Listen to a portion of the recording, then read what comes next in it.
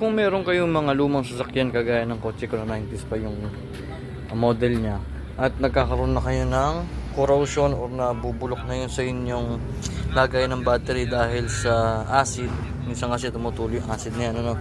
Tapos wala pa kayong pampagawa, kagaya ko wala pa akong pampagawa eh. So papalitero ko siyan. So may isang solusyon na ipapakita sa inyo o ibibigay sa inyo. Ayan, so naka-order ako ng battery holder sa Shopee. So may kasama na siyang plate, sa ibaba itong plate.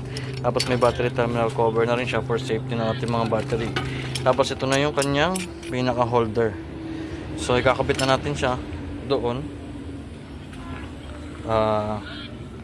para maiwas na yung paglaglag ng battery, kasi baka mag-shoot din yung battery habang naandar eh. Pero solid pa naman itong part na to, ito lang talaga may butas.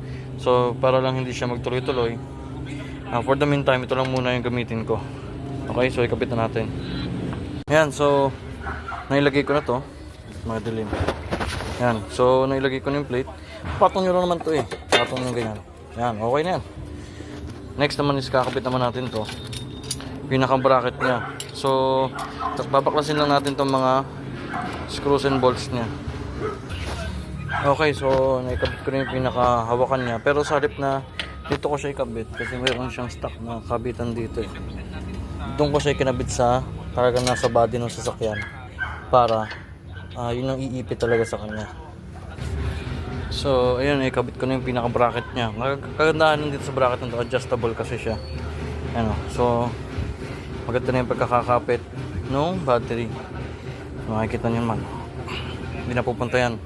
Next na may kakabit natin is yung mga battery terminal cover. Meron naman na to sa positive, pero yung sa negative kasi wala pa. Ayan, sa negative. So kabitan ko muna siya. Ayan, so naikabit na natin to, yung sa negative. Yung sa positive hindi ko na muna kinabit dahil mayroon pa naman siyang cover. So ako na lang siya ikakabit siguro pag nasira na itong positive. So ayan, added safety lang, no, sa ating negative terminal. Okay, so kung magtatanong kayo kung saan ko nabili yan, link in description na lang, no, para mabilis. Okay, yun lang.